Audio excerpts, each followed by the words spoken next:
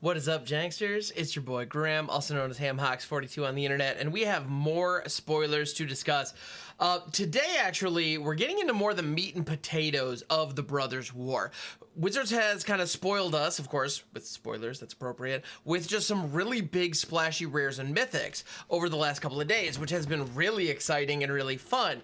Now we're starting to see more of the uncommons, more of the commons. Things are kind of mellowing out a little bit. But these, a lot of the time, are the bread and butter linchpins that really hold decks together. So these are actually going to be really critical moving forward. They may not be as splashy or as sexy, but these are the cards that make those big, splashy, sexy cards possible. So let's get into it and see what we got.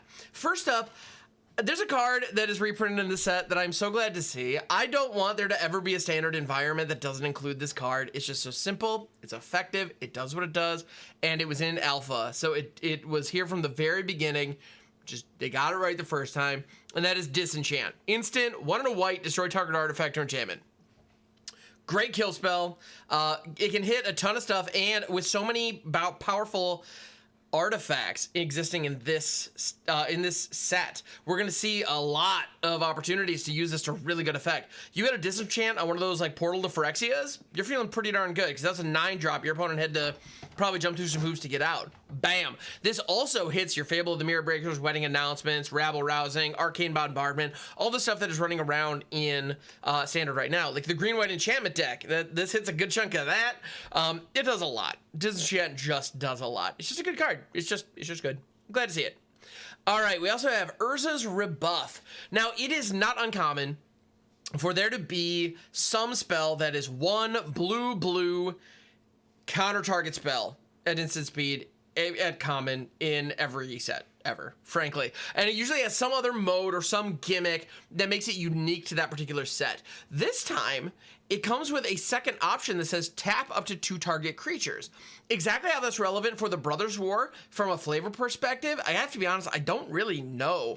However, the reason that I highlighted it for our conversation today is because it's actually really good, because each mode is decent in different contexts. So you're not mad at having this in your main deck of a 75, because if you're going up against a controlling deck or a mid-range deck, you're likely to want to hit their 4-drops and 5-drops with that counter spell. Meanwhile, if you're going up against aggro decks, they probably don't have, you know, but they may have like a 4-drop that you're worried about, but that's about it, you know? And like, obviously countering a Thundering Raju feels pretty good. But aside from that, if they're just beating you to death with some tiny creatures, on one turn, you can tap the 2 biggest ones and mitigate some of that damage, and then move on to the next turn as you dig for probably your board wipe, let's be honest. So I think that's actually really cool. It gives you flexibility depending on your matchup. So this is one of those like kind of situational counter spells that I wouldn't mind having 2 or 3 in my main. And that's neat. Like that kind of flexibility is big time. So I like this card a lot. It's just simple, it's effective, does what it does. All right, next up, we have Audacity. I love this card, possibly also because it shares a name with one of my favorite open source pieces of software that has ever existed. If you're not familiar, okay, just shout out real quick. If you're not familiar with Audacity, the audio editing program, definitely go check it out. It is completely free. A lot of your favorite podcasts are probably created on Audacity. It's fun, fantastic. But as far as the card is concerned, here we have an enchantment aura for 1 green. Enchanted creature gets +2/+0 and has trample. When Audacity is put into a graveyard from the battlefield, draw a card. This has flavors of Rancor, which is a classic card from, I believe it was set on Dominaria, but it's an old school set. I don't remember exactly which one it was right off the top of my head, but it was just an absolutely classic card. It was an enchant creature, +2/+0 and trample, and when it went to the graveyard, it like bounced back to your hand, which was savage. And I believe the flavor text on it was something to the effect of hatred outlives the hateful. And so bravery outlives the brave, being the flavor text for Audacity. It's clear that like they're trying to evoke that same flavor, that same feel. And it's kind of cool. The idea of like, yeah, the audacity of the brave in combat is here. Neat. I like flavorfully, spot on. Am I going to play this card? Probably not. It suffers from like a lot of typical aura problems. And yeah, I don't expect this is going to see a ton of play in Constructed. In Limited, maybe, but even then, like auras in Limited are just consistently a trap. So I don't love it, but it's a fun card. It's a cool idea.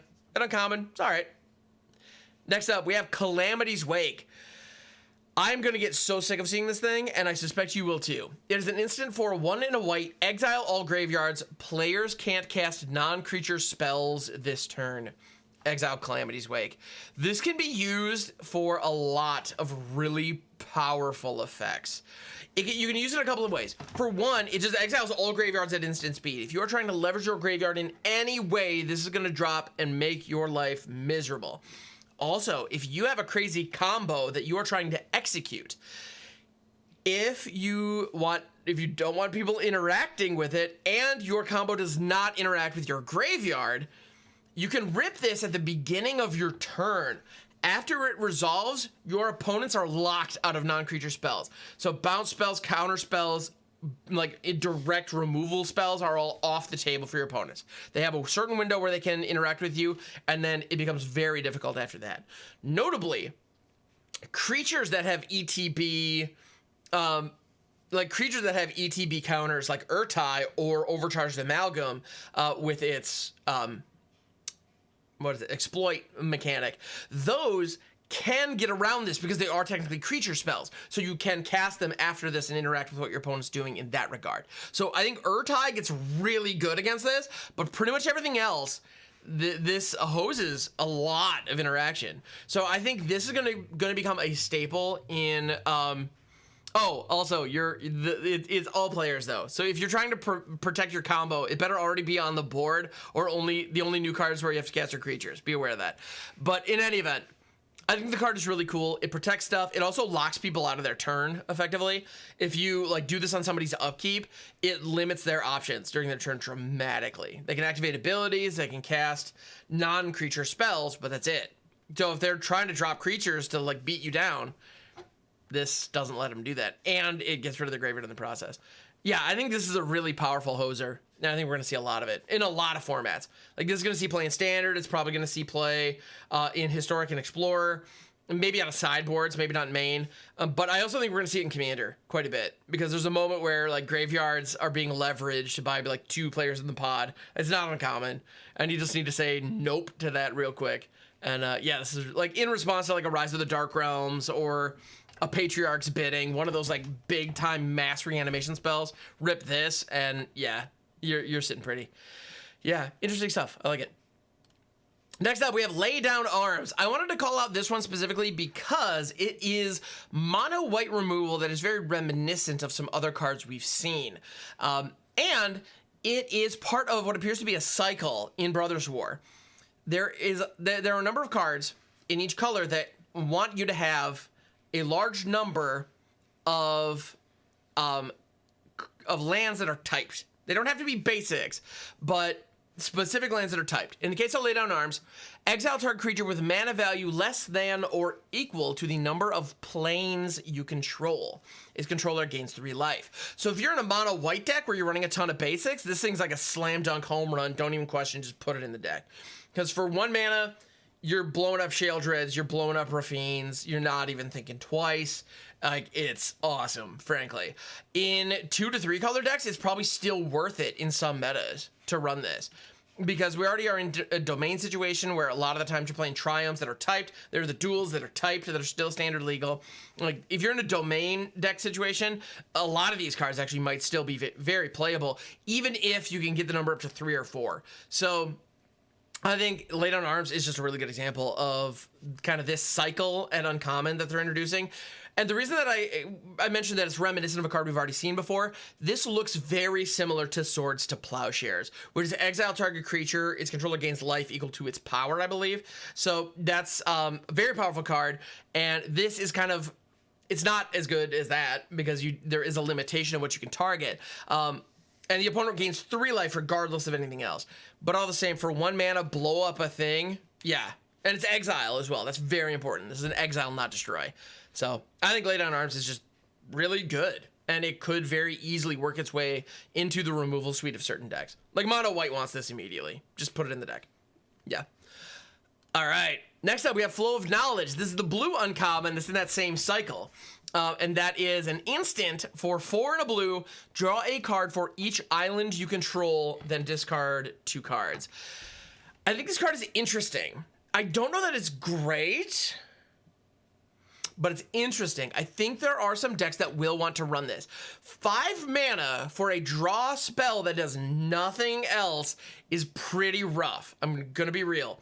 That is not great. However, if you can net 2 cards off this, so if you can consistently have at least 4 islands on the battlefield when you rip this, you're looking at a situation where you are netting 2 cards after having drawn 4, because you have to discard 2 of them. It does churn through your deck pretty significantly, and this can also fill your graveyard, which might be relevant in certain decks as well. The reason that I call this out as a card that actually might be decent is only because it is an instant. That's the only reason I'm willing to give this thing the time of day or the benefit of the doubt. In a mono blue list, you might be okay running 1, maybe even 2 of these. I do not think it goes beyond that, though.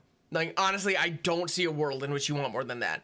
But at the same time, there are certain games where if you're playing like a mono blue tempo deck, you got your Haughty Djinn down, maybe a Tellurian Terror, you've got a couple spells, you're running out of gas, your opponent thinks, okay, now's my opportunity. They start like targeting your stuff with removal. Maybe you have some counters, but if you don't, on their end step, you rip this, you draw 5, 6 cards because all your lands are islands, and then you dump 2 of them, all of a sudden you are locked and loaded. You've got all the tools in your arsenal again. You untap, you go to town, and it feels really good. And on top of that, the discard helps fuel your Haughty Djinns and your Tellurian Terror casts because it's putting spells in your graveyard potentially. Or it just gets, or worst case, the floor on that is it just gets lands out of your hand you don't need. So I gotta say, I think Flow of Knowledge actually is decent. Like, this is an okay card. I feel like it's well designed, it's well balanced. It is narrow in what decks it can fit in. If you're running a 5-color deck, this isn't even an option. Don't go near it, because a lot of the time you're gonna be netting negative cards, and paying 5 just to fill your graveyard is a terrible rate. Don't do that. It's just real bad. But yeah, if you have a whole mess of islands, could be fun. Oh, the other point I want to make with this is going to be competing for slots, or this is going to be competing with Memory Deluge for slots in people's decks. 1-to-1 side-by-side Memory Deluge is a better card. No matter what, you are netting 2 cards on each activation, and it has flashback. That is awesome. The key difference between these two, Flow of Knowledge is a draw trigger. Memory Deluge is not. Memory Deluge puts the cards directly into your hand. If you're trying to take advantage of Teferi, the new Teferi, Temporal Pilgrim, or Sheoldred, trying to gain life off those card draw triggers, Flow of Knowledge might be worth slotting in place of Memory Deluge. Again, as long as you have enough islands to get this thing firing consistently. So that's something to think about. This with Teferi, Temporal Pilgrim, could be absolutely savage. And this could like speed run his ult in a really powerful way. If you recall correctly, that Planeswalker has a passive where every time you draw a card, you put a loyalty on him. So if you can draw 6 or 7 cards off this thing, I mean, that's Teferi's ult next turn. In a lot of situations. That's pretty darn good. All right. Next up, we have a card that I am incredibly excited for, and that is Repair and Recharge. This is a sorcery for 3 white. Return target artifact, enchantment, or planeswalker card from your graveyard to the battlefield. Create a tapped Power Stone token. I love this. I love this. The reason that I love this is white reanimation is a part of white's color identity that has been around since the beginning, or at least very close to the beginning. There's a card called Breath of Life that was in like old school, like I know some old school core sets had it. I don't remember where it was originally printed, but it's 3 and a white reanimator creature, like straight creature from graveyard to battlefield. Boom. That's exactly what it is. Just does the thing. It does it very well. I love the fact that white is getting more reanimation. That is something that I think white should be able to do. And I was looking at a lot of the incredibly large, like stupid powerful enchantments and artifacts that we have in Standard now and will have after Brothers War releases. And I was thinking, man, I wish I could reanimate those. I can't wait to get into Explorer where I can reanimate them with things like Refurbish that can reanimate an artifact for 4. Or Historic where you can use Trash for Treasure to be pulling, massive artifacts out of your graveyard for 3. Those kinds of things. Which, to be fair, are still significantly more busted than Repair and Recharge. But Repair and Recharge gives us something that can kind of approximate that in standard. And it ramps us by creating the Power Stone for good measure. So that's just sick. There's actually an enchantment we're going to be talking about later that could be a phenomenal target for this. And we've also seen cards like Portal of Phyrexia. We already have Arcane Bombardment in the format. Basically, anything that you would consider grabbing with an Invoke Justice, you can grab with Repair and Recharge, except creatures. But at the same time, the fact that it can even reanimate Planeswalkers, for goodness sake. Like, that's incredible. You can do some really cool stuff with this. So I like this card a lot. I cannot wait to get my hands on it. It is exactly what I want to see. Yeah, we're going to be pulling Portal to Phyrexia out of this a lot. There's also, yeah, like I said, there's a blue enchantment that we're going to be talking about later. It's actually the last card we're going to touch on today that I am going to want to get, pull out of my graveyard with Repair and Recharge. It's going to be awesome. Not to mention all the prototype creatures. The prototype creatures you can cast for cheap, and then you can reanimate their big side with this thing. Dope. Freaking dope. Speaking of reanimation, I would also like to touch on the black reanimation spell. Now, I mentioned when we were looking at Urza's Rebuke, we have the 3 mana hard counter with 2 blue pips plus set mechanic. That is something that we've seen a lot. It is kind of a staple template for a Magic card. The other one that we see is Sorcery Speed 5-drop black card that reanimates a creature to the battlefield. That has become a staple effect, staple card style that we see, and it varies slightly from set to set. In some instances, being incredibly powerful, with cards like Return Upon the Tide with the Foretell mechanic. 2 cards that were like, okay, I guess. Oh, the other one, Unburial Rites from OG Innistrad. That one is like, chef's kiss with flashback. So good. And then we have ones like the Sheoldred's Reclamation, which only costs 4, which is like, oh, but you lose a ton of life if you're using it correctly. And then it has Kicker that one was not good. But now we have No One Left Behind, which is, I think, awesome, frankly. And there are also plenty that are just forgettable. Like Edgar's Second Right or Edgar's Revival. I don't even remember what it's called. And I love reanimation strategies. And there's Okiba Salvage from Kamigawa.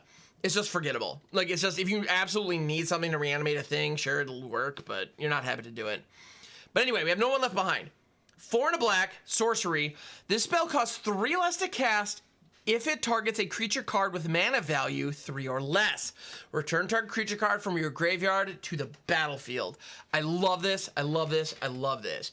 There is so much utility in this card, and it goes from being, like, in a classic reanimator situation where you just want to rip your 5 mana, grab your 10/10 out of the yard and slap it on the battlefield, this has got you. You can absolutely do that. No problem. Let it rip. Timmy out. Have some fun. If you also want to do some crazy, like, aristocrat style, or like some like really low end reanimation, possibly around like an aristocrat strategy where you're sacrificing small creatures for value, this could grab like an extraction specialist, which could also grab up a spirited companion. All of a sudden, like, instant board, and you're drawing cards, and it only costs you 2. That's incredible. Like, 1 in a black, return a creature with mana value 3 or less from your graveyard to the battlefield is an awesome card, and that is hidden in this. You do have that with this card. That is straight up awesome. There are also some incredibly busted 3-drop cards that have been printed over the years. For example, Greasefang, Okiba Boss.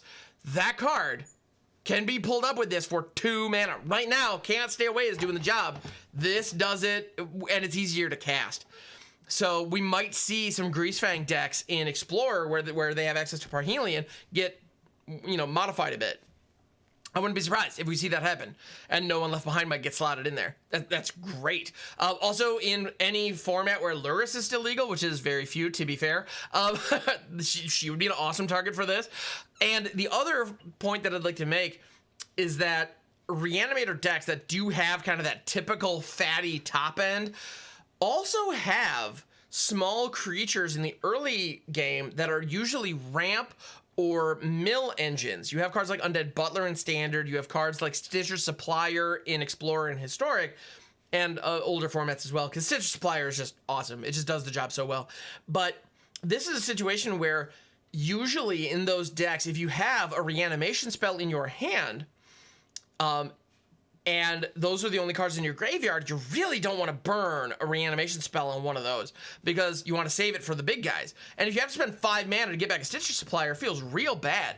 However, No One Left Behind, on turn 3, for example, especially if you have redundancy, if you have multiple reanimation spells of some kind in your hand, and this happens to be one of them, rip it for 2 and grab that Stitcher Supplier back and keep filling the yard up. That's great. Like, you love to see that. Like, it's little things like that make this card so much more flexible and so much more dynamic than your typical reanimation spell. I love it. I think No One Left Behind is a fantastic design, and I'm looking forward to abusing the crap out of this thing in the very near future. So keep an eye out for that. Twitch.tv/hamhawks42, by the way. Just plug. And yeah. So I think that's pretty good. Next up, we have Battlefield Butcher. These, by the way, we're going in rarity order for this video. All of these have been uncommon, with the exception of a handful of commons that we saw at the very beginning. Keep that in mind. These are not huge splashy rares that we're looking at. These are the uncommons that you're going to be drafting. Like, they seem pretty darn good. I think this set is just, the general, like the average power level of this set seems pretty darn high to me. All right, next up, we have Battlefield Butcher. This is a 1/4 human soldier for 2 and a black. Pay 5, tap, each opponent loses 2 life. This ability costs 1 less to activate for each creature card in your graveyard. So if you are a Sultai fan like me and you have been filling your graveyard with Urborg Lurgoyfs and Undead Butlers, this just slots right in. Because just in those decks, this is going to be tap, each opponent loses 2 life. Like, on a 1/4 body, so it can even block for you and then tap and dome your opponent for 2. Awesome.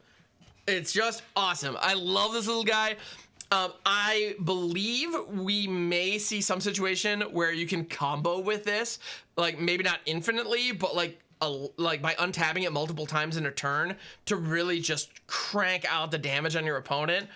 Like, if there is some kind of crazy bonkers infinite combo with this that somebody finds in like Commander or something, I won't be surprised. I won't be surprised at all. And it's gonna be savage.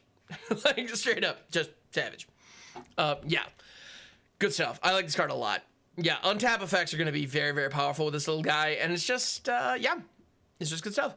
And yeah, the pay 5, tap, each opponent loses 2 life doesn't feel good. Like, that's awfully expensive, but if you can get that reduction, if you can get some decent cost reduction on that, it's going to be worth the price of admission. Like, I'm probably going to draft this guy relatively highly, to be honest, because it can block, you know, a lot of 3-drops. While getting in for additional life loss on your opponent. Yeah, I like it. Just good. All right, next up we have Thran Vigil. I'm a sucker for this card. I'm a sucker for this card for a very simple reason. Because I love Willowgeist. If you're not playing Willowgeist right now, I totally get it. Perfectly fair. Willowgeist is a 1-drop in green. It's a 1/1 trampler that has, whenever a card leaves your graveyard, put a +1/+1 counter on it. The joke is every time you cast a flashback spell, it gets a +1/+1 counter. That's the idea. But there are ways around that. There are ways to abuse it, which are great. You can, you know, do things like, well, whenever your graveyard gets exiled, you know, or whenever cards get exiled out of your graveyard with like graveyard trespassers, that kind of thing, it triggers. And you can do stuff with like Grulnak the Omnivore, where when you mill cards, if you mill permanents, they are then removed into exile immediately, 1 at a time. That gets out of hand. And Thran Vigil is a really cool enchantment that has that same effect on it. It is an enchantment for 1 and a black. Whenever 1 or more artifacts and or creature cards leave your graveyard during your turn, put a +1/+1 counter on target creature you control. So it's specifically for artifacts and creatures. So it's limited in that regard. It certainly is not replacing Willowgeist in any of those decks anytime soon. But at the same time, if your deck is primarily made up of artifacts and creatures, and you are doing reanimation shenanigans, you are exiling cards out of your graveyard to fuel things like escape or those other kind of mechanics that care about that stuff, this could be really good. I mean, Thran Vigil actually could also fit in decks alongside things like Corpse Connoisseur. Or not Corpse Connoisseur, sorry, Corpse Appraiser. You can actually exile cards from your own graveyard voluntarily in order to trigger this and just get bigger bodies on board. Depending on how the combat math lines up, that actually could be really valuable. Now, is it going to be worth running a 2-drop enchantment? Probably not, I'll be honest. Like, I like the design of this card. I like this card a lot. I can absolutely see this being the card. There's always one every set where I look at it and think, this card is awesome, I cannot wait to build it, and then the set will come and frankly go, and I will have never put it in a deck. That happens a lot. I will absolutely own up to that. I have no doubt there are other creators or other players out there who are very familiar with that situation. I'm no exception. So, and sorry if there's actually a buzz going off in the other room. I'm sorry if that came through on the mic. But Thran Vigil is a very interesting card. It's a cool design. I think it probably fits more into like draft. Like there might be draft archetypes where this is really neat with Unearth specifically, because when you when you unearth a creature, it leaves your graveyard. Thran Vigil, even if the unearthed creature is the only thing on the battlefield at that point, you can like drop a counter on it. I believe is how that would stack out. Like, yeah, it's just decent. Like, I don't think it's amazing, but fortunately it only costs 2. So the upfront investment is a card. The mana investment is negligible. That's very important. All right. Next up, we have Suchi Caveguard. This is an 8/8 Vigilant Construct for 8 with Ward 4. This thing is not getting targeted. When Suchi Caveguard dies, add 8 generic mana until end of turn. You don't lose this mana as steps and phases end. So if this thing dies in combat, you get 8 generic mana that you get to rip on your turn for fun and profit. Like on your post-combat main phase, you can go bananas with this thing. Also, you could theoretically sacrifice it to an effect. Like, I'm just going to throw this out there. What if you sacrifice this to an Ob Nixilis? Then you have an 8 loyalty Ob Nixilis chilling and 8 free mana that you can do crazy stuff with. So you have to get it on the battlefield in the first place. So there's that. Like, you got to earn it. But all the same, it is possible. You know, we also do have a situation where the rare Mishra, like the something of Makfawa. Anyway, Pacifier Makfawa, we're done. Anyway, that one. Tamer of Makfawa, I think it is. That one gives all artifacts in your graveyard unearth 3. If you can unearth Suchi Caveguard, pull it out, swing with it. It's also Vigilant, no big deal, just saying. You Vigilant swing with an 8/8. Your opponent just takes 8 damage, and then you can sacrifice it for value later. You get a bunch of mana that then you can do crazy stuff with. Like, this card actually, I think, is really good. Like, bottom line, I think this card is really cool, and it sets up cool combo pieces. Also, it's a payoff for Power Stones. Like, if you have a bunch of Power Stones or a bunch of Power Stone generating effects, this is an 8-drop, but it's an artifact, so you can use Power Stone mana to cast it. So it's big, it's dumb, it's relatively straightforward, but when it dies, it refunds you its casting cost. So if you can abuse that death trigger, get out of here. It's gonna be fun. I also can see some commander decks leveraging this in situations where you can like double death triggers. So like that kind of thing would be really neat. Like, so there's opportunities here. It's a cool effect, and it's fat. It's just big and tough to get rid of, and I like that. Yeah, it's tough to get rid of, but then if you succeed in getting rid of it, your opponent benefits, or you, the owner, benefit. It's great. So it's just a cool design. Next up, we have Obstinate Baloth. This is actually a reprint. This is a reprint that I don't remember when it was originally printed, but it was originally printed at Rare.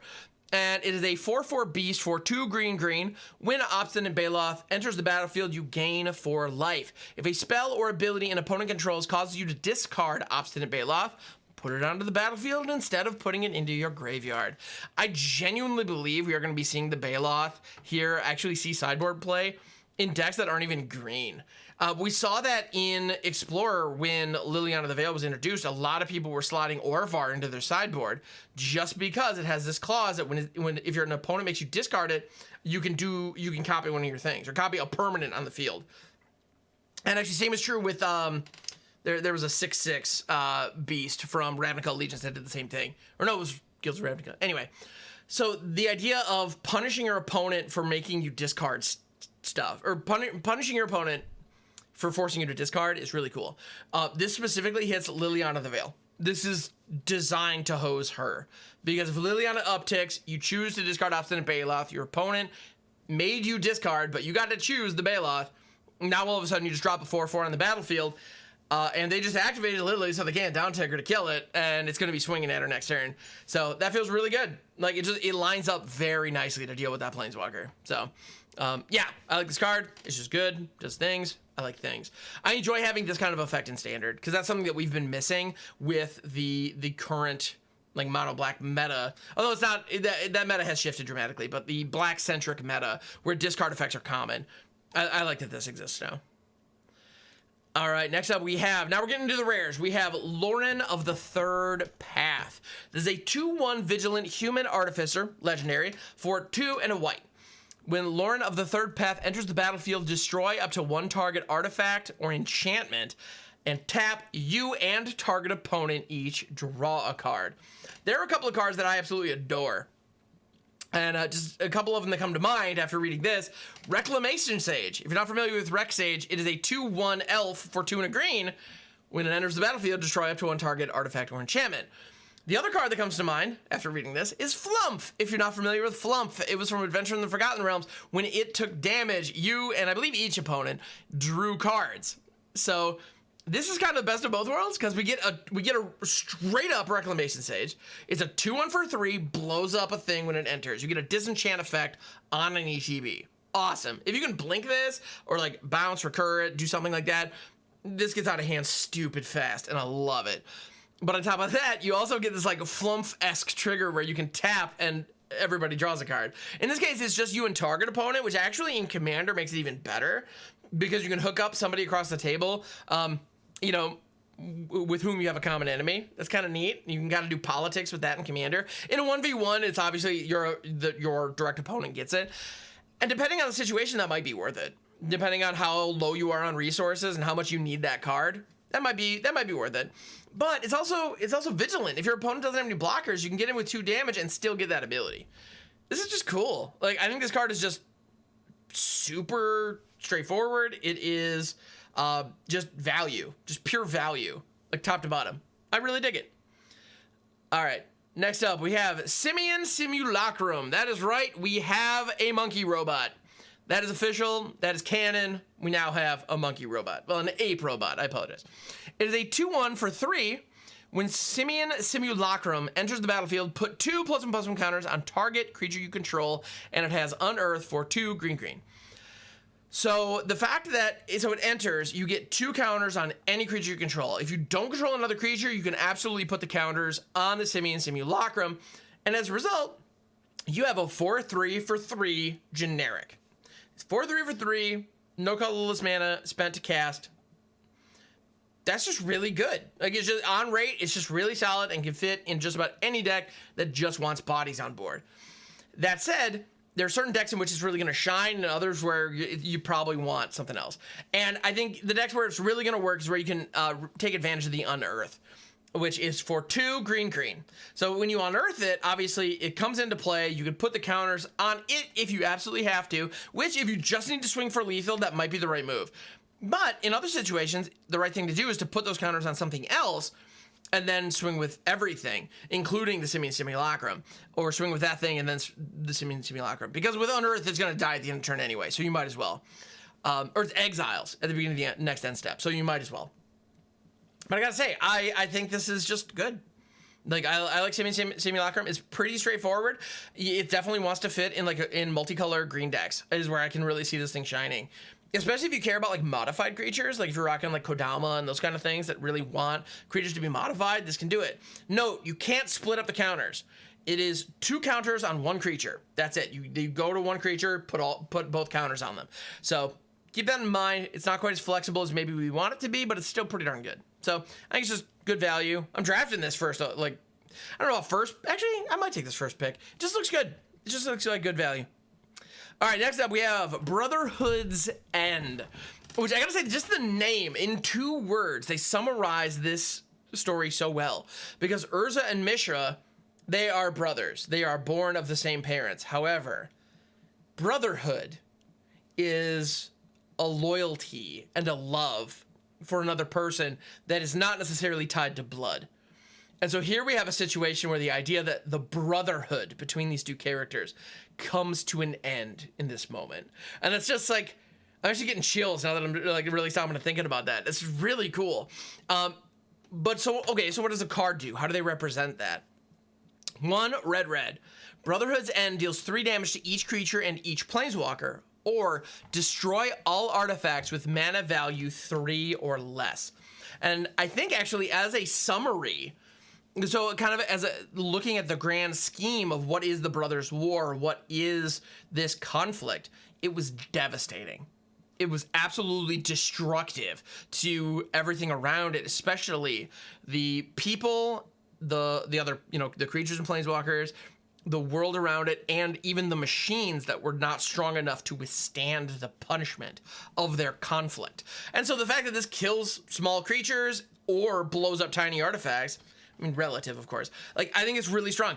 And on top of that, we need a good Anger of the Gods ability in Standard. We just do. We don't have one right now. So if you're running like Jund style decks or like mid-range style decks that have red in them, it's tough to come by a good board wipe to deal with aggro decks. Because you need to be clearing the board on like turn 3 if you're going to survive against like a mono red rush or like a Boros rush. You just do. Like, it's just kind of where we are right now, which is fine. Like, I'm cool with those decks being strong, but I like having answers to them. And the Brotherhood's End is definitely that. This is the kind of thing where I can totally see like 2, maybe 3 in main decks with the extra copies in the sideboard, because there are certain matches where you're going to want this, you're going to want it immediately. And it becomes a 4 of real quick. Like, if I'm going up against mono red, especially with all the artifacts that like that deck is likely to be running, especially after Brothers War drops, I'm definitely gonna want this. Yeah, I think it's just good. It's just good. Actually, it's funny. As of the day I'm recording this, I was streaming this morning, and we were actually we were building a deck, and I was bemoaning. Or we were tinkering with one of my deck lists, and I was bemoaning the fact that we didn't have a good 3-mana board wipe for red. And then this got spoiled. It's like, oh, sweet. Thanks, Wizards. Like, man, that was some quick turnaround time on that feedback. I appreciate it. Yeah, so I love this. I think this card is gonna just be really good. All right, and this is the final card we're gonna talk about today. We are gonna end it with a bang. Boom, baby. One with the Multiverse. If I'm not mistaken, this card is depicting the moment when Urza's Planeswalker Spark ignites and he ascends to the power that we know him as, you know, for the remainder of the series, or remainder of the story post Brothers War. It is an enchantment for 6 blue. You may look at the top card of your library anytime. You may play lands and cast spells from the top of your library. Right there, already awesome. That effect is incredibly powerful. But wait, there's more. Once during each of your turns, you may cast a spell from your hand or the top of your library without paying its mana cost.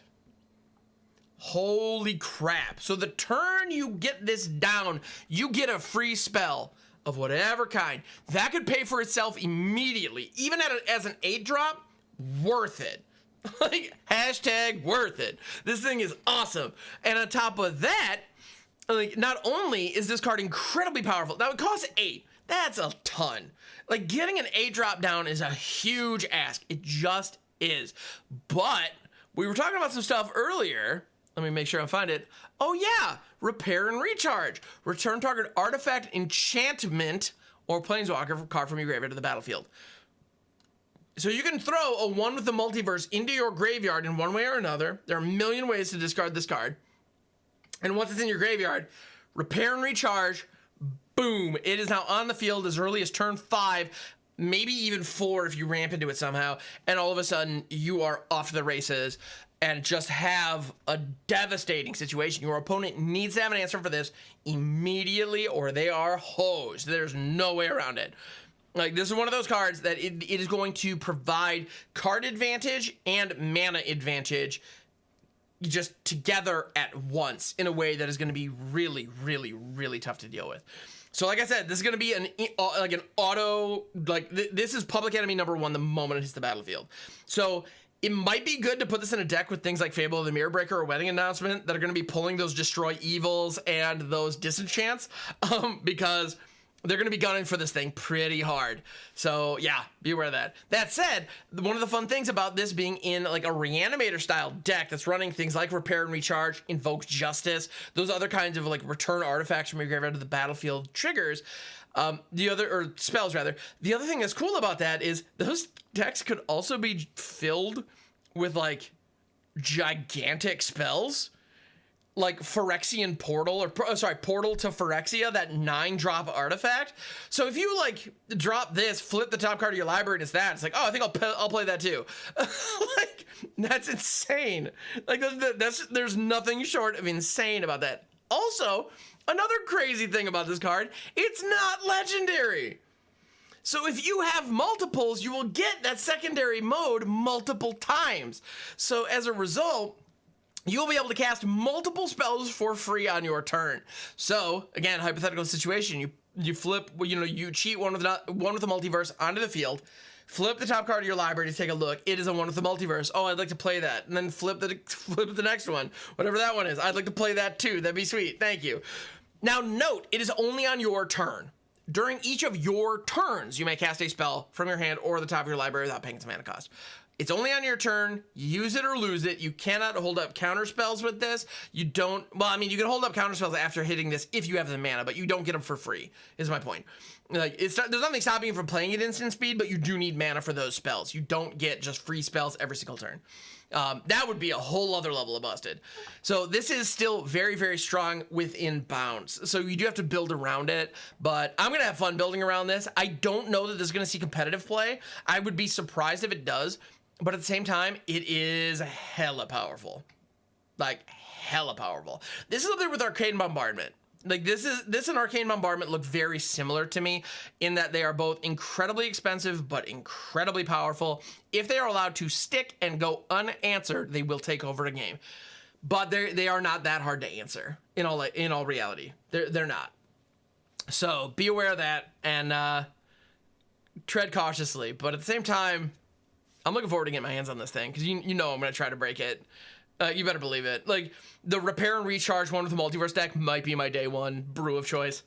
In any event, thank you so much for checking out the video. I appreciate it very, very much. If you didn't hear my message in one of my previous videos, I will be taking a vacation for a little bit of time. So the next couple of days, I actually have videos locked and loaded. But if big news drops, I may not cover it right away. Be aware of that.